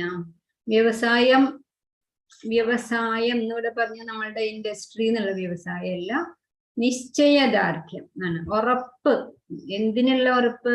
ഞാൻ ഈ ജന്മത്തിൽ തന്നെ ആത്മസാക്ഷാത്കാരം നേടും, എന്റെ ജീവിത ലക്ഷ്യത്തിലേക്ക് ഒരു പടി കൂടെ മുന്നോട്ട് വെക്കും എന്നുള്ള ആ ലക്ഷ്യം, ആ ഉറപ്പ്, അതിനെയാണ് വ്യവസായാത്മിക ബുദ്ധി എന്ന് പറയുന്നത്. ഈശ്വരനിൽ ഉറച്ചിട്ടുള്ള ബുദ്ധി. അതെങ്ങനെയാണ്? ഏകാഗ്രമായിരിക്കും. എന്നാൽ ബഹുശാഖാഹി അനന്താശ്ച ബുദ്ധയോ അവ്യവസായിന. ഒരു നിശ്ചയവുമില്ല, വന്ന പാട് ചന്തെന്ന് പറയില്ലേ, വരണ പോലെ ആവട്ടെ എന്ന് വിചാരിച്ചിട്ടിരിക്കുന്ന ആൾക്കാർക്ക് എന്തുണ്ടാവില്ല? ഏകാഗ്രത ഉണ്ടാവില്ല. അവര് ബഹുശാഖയാണ്. അവര് പലതരത്തിലുള്ള ചിന്തകളാണ് എപ്പോഴും. അപ്പൊ ഒരു ലക്ഷ്യം ഉണ്ടാവില്ല, ഒന്നും നേടാനും അവർക്ക് സാധിക്കില്ല. അപ്പൊ ബുദ്ധി എങ്ങനെ ഇരിക്കണം? ഈശ്വരൻ എന്ന ലക്ഷ്യത്തോട് കൂടിയിട്ട്. അതാണ് വ്യവസായാത്മിക ബുദ്ധി എന്ന് പറയുന്നത്. 41ാമത്തെ ശ്ലോകം അതാണ്. വ്യവസായാത്മിക ബുദ്ധി, ഭഗവാനിൽ ഉറച്ചിട്ടുള്ള ആ ബുദ്ധി ഏകാഗ്രമാവും. എന്ത് ചെയ്യുമ്പോഴും വിജയിക്കണമെങ്കിൽ എന്ത് വേണം? ഏകാഗ്രത വേണം. അതിന് ഭഗവാനില് ഈ ജപമൊക്കെ അതിന് വലിയൊരു സാധ്യതയാണ്. ബുദ്ധി ഏകാഗ്രമാവാനായിട്ട് തുടർച്ചയായിട്ടുള്ള ജപം സഹായിക്കും നമ്മൾ. വ്യവസായാത്മിക ബുദ്ധിയാണ് ഏകാഗ്രമായിട്ടുള്ള ബുദ്ധി.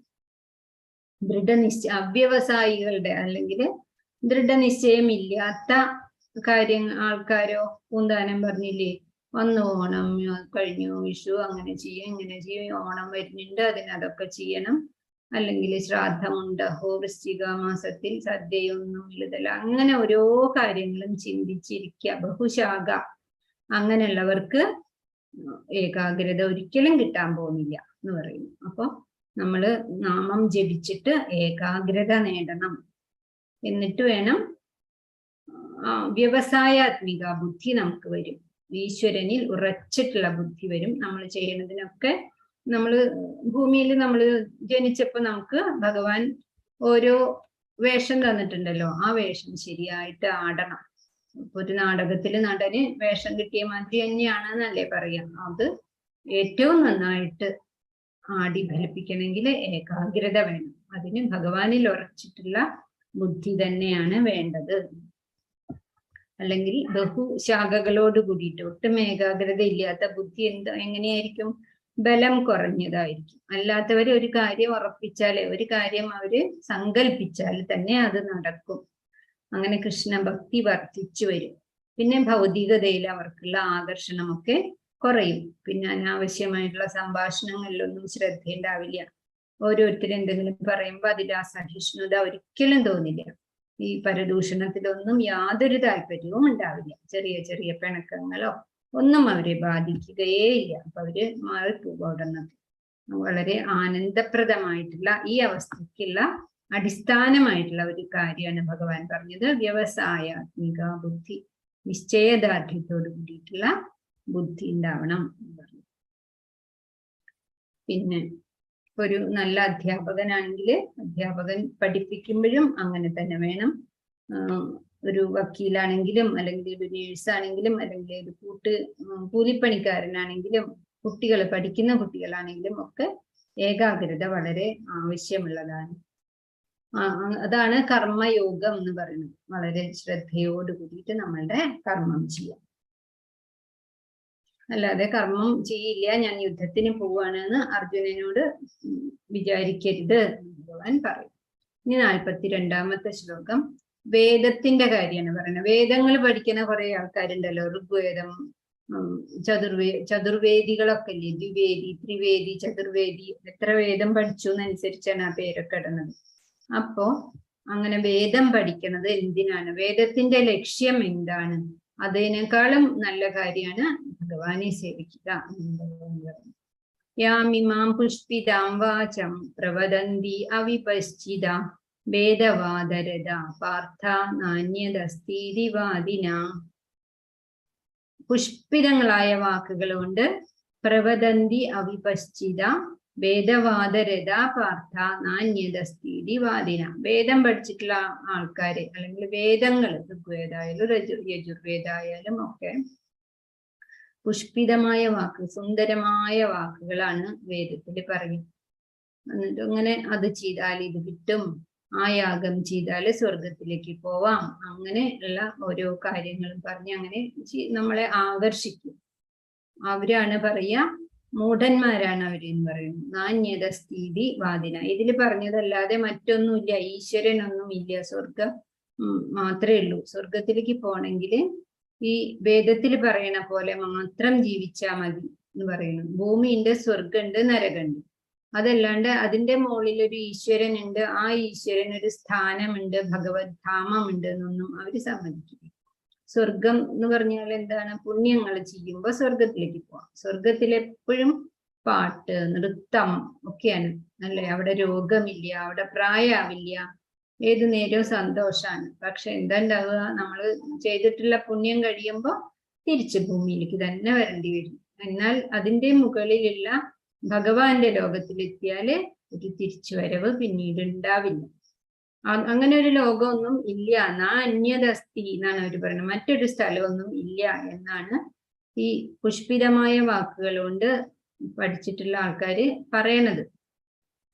പക്ഷെ അങ്ങനെയല്ല. വേദത്തിന്റെ അന്തമുണ്ട്, വേദാന്തം. അതാണ് ഉപനിഷത്ത്. ആ ഉപനിഷത്തിലേക്ക് നയിക്കാനാണ് ഈ വേദം ആദ്യം ഇങ്ങനെ പശുവിനെ പുല്ലും കെട്ട് കാണിച്ചിട്ട് ഇങ്ങനെ കൊണ്ടുപോയി തൊഴുത്തിലേക്ക് ആക്കും. അതേപോലെയാണ് വേദങ്ങൾ ഓരോ അത് ചെയ്താൽ ഇത് കിട്ടും എന്നുള്ള ഫലശ്രുതി പറഞ്ഞിട്ടാണ് അവസാനം വേദാന്തത്തിലേക്ക് അല്ലെങ്കിൽ ഉപനിഷത്തിലേക്ക് എത്തിക്കണത്. അതിലെത്തണത് അത് ഭഗവാനിലേക്ക് എത്തിക്കാണ്. 43ാമത്തെ ശ്ലോകം കാമാത്മാന സ്വർഗപരാജന്മ കർമാഫലപ്രദാം ക്രിയാവിശേഷ ബഹുലാം ഭോഗൈശ്വര്യാഗതിം പ്രതി. ജന്മത്തിനും കർമ്മത്തിനും ഇടയാക്കുന്നതാണ് എന്ത്? ഭോഗങ്ങൾ. ഈ ഭൂമിയിലത്തുള്ള നമ്മള് ഇന്നത് കിട്ടണം എന്ന് ആഗ്രഹിച്ച് ചെയ്യുന്ന ഫലാഗ്രഹത്തോടു കൂടി ഫലേച്ഛയോടുകൂടി ചെയ്യുന്ന കർമ്മങ്ങൾ. ഭോഗ ഐശ്വര്യ ഗതിയും പ്രതി ഭോഗ ഐശ്വര്യ പ്രസക്താനാം തയാ ബഹൃത ചേതസ, അത് മാത്രാണ് ശരി എന്ന് പറയുന്ന ആൾക്കാർക്ക് എന്തുണ്ടാവില്ല? വ്യവസായാത്മിക ബുദ്ധി സമാധവും ന വിധീയതേ, അവർക്ക് ഈ നിശ്ചയ ബുദ്ധി ഉണ്ടാവില്ല. അത് തന്നെയാണ് പറഞ്ഞതിന് കുറച്ചും കൂടി വിശദീകരിക്കുന്നു എന്നേ ഉള്ളൂ. അങ്ങനെയുള്ളവർക്ക്, അതായത് കാമസങ്കല്പങ്ങളിൽ മുഴുക, ഇന്നത് വേണം, ഇന്ന ആഗ്രഹത്തോടു കൂടി ഞാൻ ഇന്നത് ചെയ്യും, എനിക്ക് പുണ്യം കിട്ടാനായിട്ട് മാത്രം ഞാൻ ഇയാൾക്ക് ദാനം കൊടുക്കാൻ പോവാണ്, അല്ലെങ്കിൽ അമ്പലത്തിലേക്ക് ഒരു വഴിപാട് ചെയ്യുന്നത് എനിക്ക് അത് കിട്ടാനാണ്, ഞാൻ 5 വെടി ആ അമ്പലത്തിൽ വെക്കും, അതിന് പകരം എനിക്ക് ഇന്ന കാര്യം നടത്തണം, അങ്ങനെയുള്ള ഒരു കാര്യം, അതാണ് കാമസങ്കല്പം, ഡിസയറോട് കൂടിയിട്ടുള്ള പ്രവൃത്തികൾ എന്ന് പറയുന്നത്. അങ്ങനെയുള്ളവർക്ക് ഒരിക്കലും എന്തുണ്ടാവില്ല? വ്യവസായാത്മിക ബുദ്ധി ഉണ്ടാവില്ല. ദൃഢനിശ്ചയത്തോട് കൂടിയിട്ടുള്ള ബുദ്ധി അങ്ങനെയുള്ളവർക്ക് ഉണ്ടാവില്ല. അതുകൊണ്ട് നമ്മൾ ഈശ്വരന്റെ കയ്യിലെ ഒരു പാവയാണ്. നമ്മളുടെ മനുഷ്യന്റെ ലക്ഷ്യം, മനുഷ്യ ജന്മത്തിന്റെ ലക്ഷ്യം എന്താണ്? ഈശ്വര സാക്ഷാത്കാരാണ്.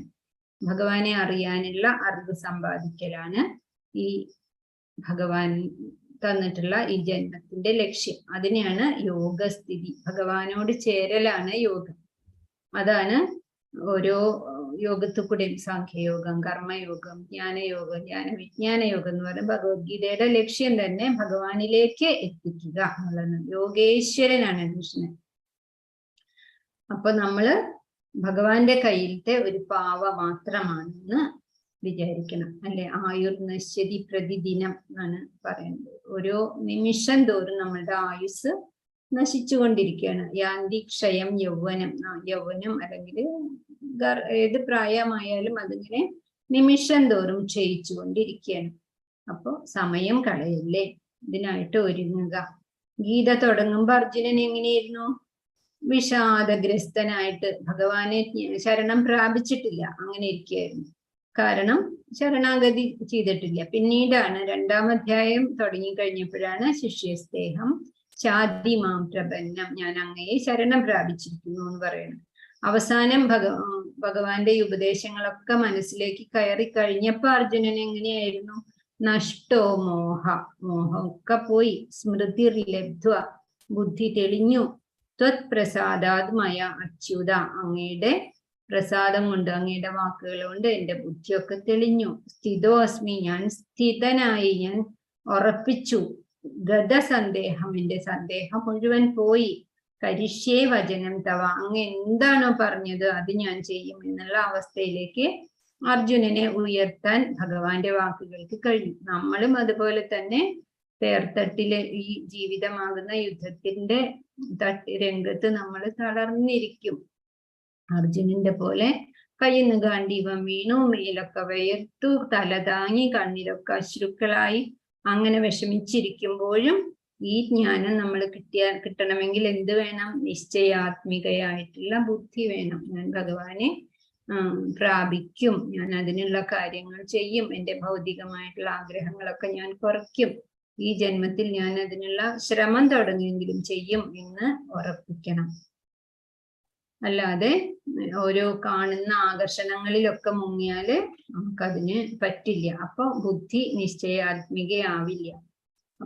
സ്വർഗത്തിൽ പോയാല് അതുണ്ടാവും ഇതുണ്ടാവും എന്ന് വിചാരിച്ചിട്ട് അവിടെ ശാശ്വതമായിട്ടുള്ള സുഖമൊന്നും ഒരിക്കലും അവിടെ ഇല്ല. എവിടെയാണ് അതുള്ളത്? ഭഗവാന്റെ അടുത്ത് മാത്രം, ഭഗവത് ധാമത്തിൽ മാത്രമേ അതുള്ളൂ. മുക്തി തരാൻ സാധ്യതയുള്ള ആളാണ് മുകുന്ദൻ, ഭഗവാൻ. അതുകൊണ്ട് ഭഗവാനോട് മാത്രമായിട്ട് ഭക്തി ഉണ്ടാവാൻ, ആ ഭക്തിയാണ് ആ ഭഗവാന്റെ ലോകത്തിലേക്ക് കയറാനുള്ള ടിക്കറ്റ്. അപ്പൊ ഭക്തി ഉണ്ടാവാനായിട്ട് നമ്മൾ ശ്രമിക്കണം. 48-ാമത്തെ ശ്ലോകം.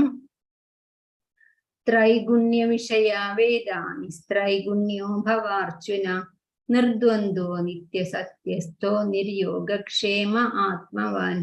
വേദങ്ങളിലെ കർമ്മകാന്ഡം, അതായത് വേദത്തിന് കർമ്മകാന്ഡം, ജ്ഞാനകാന്ഡം, ഉപാസനാകാന്ഡം, 3 തരത്തിലാണ് വേദങ്ങൾ പറയണത്. ത്രൈഗുണ്യ വിഷയാണ് എന്ന് പറയുന്നത് അതാണ്. ത്രിഗുണ വിഷയങ്ങൾക്കൊക്കെ അധീനമാണ്. സത്വം, രജസ്, തമസൊക്കെ അതിലുണ്ട്. അപ്പോ നീ അവയെ അതിക്രമിച്ച് കടക്കുക. നിസ്ത്രൈഗുണ്യോ ഭവ അർജുന. വേദങ്ങള് നമ്മളെ അടിയിൽ നിന്നും ഇങ്ങനെ ഉയർത്തി ഉയർത്തി ഭഗവാനിലേക്ക് എത്തിക്കാൻ തന്നെയാണ് ശ്രമിക്കുന്നത്. പക്ഷെ നീ അതിനൊന്നും ശ്രമിക്കണ്ട. നമുക്ക് മനുഷ്യന്മാർക്ക് അത്രയ്ക്കുള്ള പണ്ടത്തെ പോലുള്ള വേദങ്ങളൊക്കെ വളരെ മുമ്പുണ്ടായതല്ലേ. അന്നൊക്കെ വളരെ അധികം ആയുസ് ഉണ്ടായിരുന്നു, ആയിരക്കണക്കിന് വർഷങ്ങൾ ഉണ്ടായിരുന്നു. ഇപ്പൊ കലികാലമാണ്, ആയുസ്സൊക്കെ കുറവാണ്. ഏറിയാൽ 120 വർഷം എന്നല്ലേ പറയാ. അതൊന്നും ആർക്കും കിട്ടണ കാര്യമല്ല. അപ്പൊ അതുകൊണ്ട് വേദമൊന്നും പഠിച്ചിട്ട് സമയം കളയണ്ട. എന്ത് മതി? ഭഗവാനെ വിചാരിച്ചാൽ മതി എന്നാണ് പറയുന്നത്. അതിൽ നിന്നും ആ സുഖദുഃഖം എന്നുള്ള ഭാവത്തിൽ നിന്നൊക്കെ നിർദ്വന്ദ്വനാവുക, ഉയരുക. എന്നിട്ട് ആത്മാനന്ദനായിട്ട്, ആത്മവാൻ ആയിട്ട് ഭവിക്കുക അർജുന പറയുന്നു. സദാശുദ്ധമായ ആധ്യാത്മികതയിൽ നീ സ്ഥിതി ചെയ്യുക. ലാഭത്തിലോ അത് നിലനിർത്തുന്നതിലോ നീ തൽപരനാവണ്ട പറയുന്നു. 46-ാമത്തെ ശ്ലോകം. യാവാനർത്ഥ ഉദപാനേ സർവദ. ഒരു ഉദാഹരണം പറയണം ഭഗവാൻ. സർവദ സംപ്ലുതോദകേ താവാൻ സർവേഷു വേദേഷു ബ്രാഹ്മണസ്യ വിജാനത. മുഴുവൻ സ്ഥലത്തും വെള്ളം ഇങ്ങനെ നിറഞ്ഞു കിടക്കാണ്. ആ സ്ഥലത്ത് പോയിട്ട് ഞാനൊരു കുളം കുഴിക്കട്ടെ, അല്ലെങ്കിൽ ഞാനൊരു കിണർ കുത്തട്ടെ എന്ന് പറയേണ്ട ആവശ്യമുണ്ടോ? വെള്ളത്തിനല്ലേ അത് ചെയ്യണത്. വെള്ളമാണ് ഇവിടെ മുഴുവനും ഉണ്ട്. നല്ല ശുദ്ധജല തടാകം നിറഞ്ഞു നിൽക്കണമെന്നുണ്ട്. അതിൻ്റെ ഉള്ളിൽ പോയിട്ട് ഒരു കിണർ കുത്തേണ്ട ആവശ്യമില്ല. അതുപോലെയാണ് സർവവേദങ്ങളും പഠിക്കേണ്ട കാര്യമില്ല. ബ്രഹ്മത്തിനെ അറിഞ്ഞിട്ട്, ഭഗവാനെ അറിഞ്ഞിട്ടുള്ള ഭക്തൻ. അതാണ് ഈ ശ്ലോകത്തിന്റെ അർത്ഥം. യാവാനർത്ഥ ഉദപാനെ സർവദ സംപ്ലുതോദകെ. ഉദകം സർവത്ര നിറഞ്ഞിരിക്കുകയാണ്. അങ്ങനെയുള്ളപ്പോ യാവാനർത്ഥ എന്തുമാത്രം പ്രയോജനമുണ്ട്? എന്തിന്? ഒരു കിണർ കുത്തണേന് ഒരു കാര്യമില്ലല്ലോ. കിണർ കുത്തണേന്റെ ഫലം ഈ ചുറ്റും നിറഞ്ഞു നിൽക്കുന്ന വെള്ളം കിട്ടുന്നത് കൊണ്ട് സംഭവിക്കും. അതുപോലെ തന്നെയുള്ളൂ സർവത്ര വേദങ്ങളും പഠിക്കേണ്ട ആവശ്യമില്ല. നമ്മൾ ബ്രഹ്മജ്ഞനാണ്, ദൈവത്തിനെ ഭക്തിയുള്ളവരാണ്. അപ്പൊ നമ്മളുടെ മനസ്സിൽ നിന്ന് തന്നെ ആ അറിവ് നമുക്ക് ഉണ്ടായിക്കോളും. പിന്നെ അത് അന്വേഷിച്ചിട്ട് വേദം എന്ത് പറയുന്നു എന്ന് ബുദ്ധിമുട്ടേണ്ട ഒരാവശ്യവും ഇല്ല എന്നാണ് പറയണത്. ബ്രഹ്മാനന്ദത്തിന്റെ മുന്നിലെ വിഷയാനന്ദം തുച്ഛമാകുന്നു. ഭക്തിമാർഗ സഞ്ചാരത്തിന് ഈ ആനന്ദ സമുദ്രം നമുക്ക് സഹായിക്കും. വേദങ്ങളിലൂടെ അറിയേണ്ട പരമലക്ഷ്യവും ഭഗവാനെ ലഭിക്കുക എന്നതാണ്. അതിന് അനേക കാലത്തെ പഠനം വേണം, മനനം വേണം. അതിനൊന്നും ഉള്ള ഏകാഗ്രതയും നമുക്കില്ല, കാലവുമില്ല, ആരോഗ്യവുമില്ല, ഒന്നും അറിയില്ല. അതുകൊണ്ട് വളരെ എളുപ്പത്തില് അങ്ങോട്ട് എത്താൻ, ഭഗവാനിലേക്ക് എത്താനുള്ള മാർഗമാണ് ഭക്തി. നിശ്ചയാത്മിക, വ്യവസായാത്മികമായിട്ടുള്ള ഒരു ബുദ്ധി മാത്രമേ അതിന് വേണ്ടൂ. രാമായണത്തിലെ ഒരു സ്ത്രീരത്നം ഉണ്ടല്ലോ, ശബരി. അവര് എന്തെങ്കിലും വേദം പഠിച്ചിരുന്നോ? ഒന്നുമില്ല. പക്ഷെ അവർക്ക് ഭക്തി ഉണ്ടായിരുന്നു, അല്ലെ? എപ്പോഴും ഭഗവാൻ എന്നാ വരികയെന്നൊന്നും അറിയില്ല, എന്നാലും വരും. ഒരിക്കൽ ശ്രീരാമൻ വരുന്ന വിചാരിച്ച ഓരോ ദിവസവും ശബരി എന്താ ചെയ്യുക? ഏറ്റവും സ്വാദുള്ള, ഏറ്റവും പഴുത്ത ഫലങ്ങളൊക്കെ എടുത്തു വെച്ച് ഭഗവാനായിട്ട് കാത്തിരിക്കും.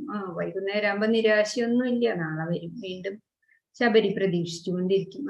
അങ്ങനെയാവണം ഭക്തൻ എന്നാണ് പറയുന്നത്. അപ്പൊ 47-ാമത്തെ ശ്ലോകം വരെ എന്ന് പറഞ്ഞിട്ടുള്ളൂ. ബാക്കി നമുക്ക് നാളെ ഈ അധ്യായം അവസാനിപ്പിക്കാം. സർവത്ര ജലം നിറഞ്ഞ കിണറിന്റെ സമീപത്താണ് നമ്മൾ ഉള്ളത്. സർവത്ര ജലം നിറഞ്ഞ ശുദ്ധജല തടാകം നമ്മളുടെ അടുത്തുണ്ട്. അതായത് ഭക്തി നമ്മളുടെ അടുത്ത്, ഭഗവാൻ നമ്മളുടെ അടുത്തുണ്ട്. അപ്പൊ പോയിട്ട് വേറൊരു കിണറൊന്നും കുത്തേണ്ട ആവശ്യമില്ല പറയുന്നു. ഹരേ കൃഷ്ണ. അപ്പോ 1-2 കാര്യം പറയാൻ പറഞ്ഞിട്ടുണ്ട്. അതായത് ഇപ്പോ 2-ാം അധ്യായമാണല്ലോ ഇപ്പൊ നടക്കുന്നത്. അതിൽ ആദ്യമായിട്ട് ചേർന്നവരുണ്ടാവും. അപ്പൊ 1-ാം അധ്യായം കേട്ടില്ലല്ലോ എന്ന് വിചാരിക്കണ്ട. ഇതൊരു ചക്രമാണ്, ഒരു സൈക്കിളാണ്. അത് 2-ാം അധ്യായം കഴിഞ്ഞ് 3, അങ്ങനെ 18 അധ്യായം കഴിഞ്ഞാൽ വീണ്ടും 1-ാം അധ്യായം വരും. അപ്പൊ അതും കൂടെ കഴിയുമ്പോൾ നിങ്ങൾ അതിൽ പൂർത്തിയാക്കും. അതുകൊണ്ട് വിഷമിക്കണ്ട. പിന്നെ ഭക്തി വൃക്ഷ എന്ന് പറഞ്ഞിട്ടുള്ള ക്ലാസ് ഉണ്ട്. അതിന്റെ ലിങ്ക് നാളെ ഗ്രൂപ്പിൽ ഇടുന്നതാണ്. അപ്പൊ അതിലെല്ലാവരും ജോയിൻ ചെയ്യണം. അത് ഇതന്നെ പഠിച്ചത് തന്നെ ഒന്നും കൂടിയും ചർച്ച ചെയ്ത് ഉറപ്പിക്കാൻ വേണ്ടിയിട്ടുള്ള ബുധനാഴ്ചകളിലുള്ള ഒരു ക്ലാസ് ആണ്. പിന്നെ ഏകാദശിയാണ്. ഭഗവത്ഗീത കഴിയണത്ര ആൾക്കാർ ഭഗവത്ഗീത മാസം ആണ് ഇപ്പൊ തുടങ്ങുകയാണ്. ഇനി ഒരു മാസം ഭഗവത്ഗീതയുടെ സമയമാണ്. മാസം എന്നാണ് പറയുക. അപ്പൊ അതിന് ഭഗവത്ഗീത വാങ്ങാനും പ്രചരിപ്പിക്കാനുമായിട്ട് എല്ലാവരും ശ്രമിക്കണം. ഗ്രൂപ്പിൽ ലിങ്ക് ഉണ്ട്. അപ്പോൾ ഇസ്കോൺ മാംഗ്ലൂര് 5ഉം 10ഉം ആയിട്ടുള്ള സെറ്റായിട്ടാണ് പുസ്തകങ്ങൾ വരുന്നത്. അപ്പൊ അത് വാങ്ങാൻ ശ്രമിക്കണം. പിന്നെ അന്ന് പറഞ്ഞതുമാതിരി തന്നെ സുധാമാസേവ ഒരു മാസം 500 രൂപ ഭഗവാൻ ഇവർക്ക് ഇസ്കോൺ മാംഗ്ലൂരിന് അയച്ചു കൊടുക്കാൻ ഉള്ള ലിങ്കും ഉണ്ട്. അതൊക്കെ സാധിക്കുന്നവര് ചെയ്യാൻ ശ്രമിക്കണം.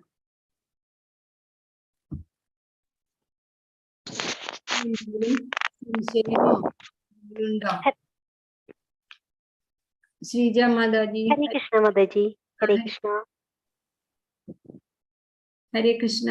എന്തെങ്കിലും പറയാൻ വിട്ടുപോയിട്ടുണ്ടോ? ഇല്ല മാതാജി, എല്ലാം പറഞ്ഞിട്ടുണ്ട് കേട്ടോ. ക്ലാസ് ഭക്തിവൃക്ഷയുടെ ക്ലാസ് പറഞ്ഞില്ലേ? പറഞ്ഞു. ഭക്തിവൃക്ഷ ബുധനാഴ്ചകളിലാണ് ഉണ്ടാവുന്നത്. എല്ലാവരും കേൾക്കണമെന്നൊക്കെ പറഞ്ഞു. ഹരേ കൃഷ്ണ. ഹരേ കൃഷ്ണ.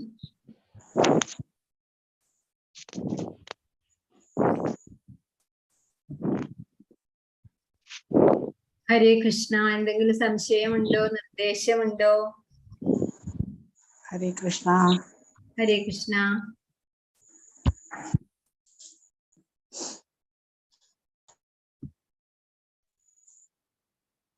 ഒന്നുമില്ലെങ്കിൽ നമുക്ക് ക്ലാസ് അവസാനിപ്പിക്കാം. നാളെ 7:50 വരും.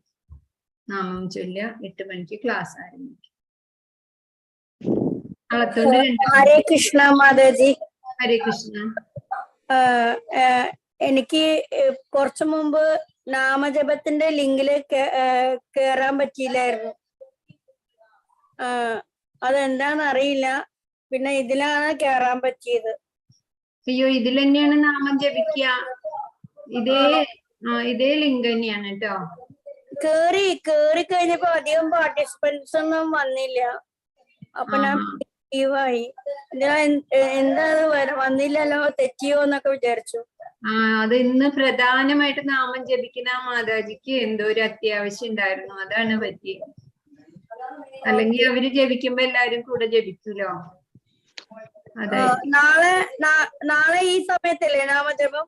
7:50 മുതൽ 8 വരെ ഹരേ കൃഷ്ണ നാമജപാണ്. ഓക്കെ. അപ്പൊ നാളെ ഈ ലിങ്കിൽ തന്നെയാണ് കേട്ടോ. നാളെ ഉണ്ട് കേട്ടോ മാതാജി. നാളെ നാമജപം ഉണ്ട് കേട്ടോ. 7:50 ഹരേ കൃഷ്ണ ഉണ്ടായിരുന്നു. പക്ഷെ ആരും കേറിയിട്ടില്ലല്ലോ. ഹരേ കൃഷ്ണ. ഹരേ കൃഷ്ണ മാതാജി. ഹരേ കൃഷ്ണ.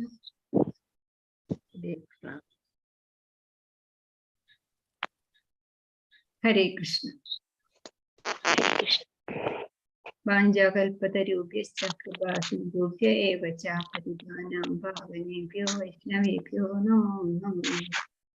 ഹരേ കൃഷ്ണ. ഹരേ കൃഷ്ണ മാതാജി. ഹരേ കൃഷ്ണ മാതാജി. ഹരേ കൃഷ്ണ മാതാജി. നാളെ നമുക്ക് 2-ാം അധ്യായം അവസാനിപ്പിക്കാം. ഹരേ കൃഷ്ണ മാതാജി. ഹരേ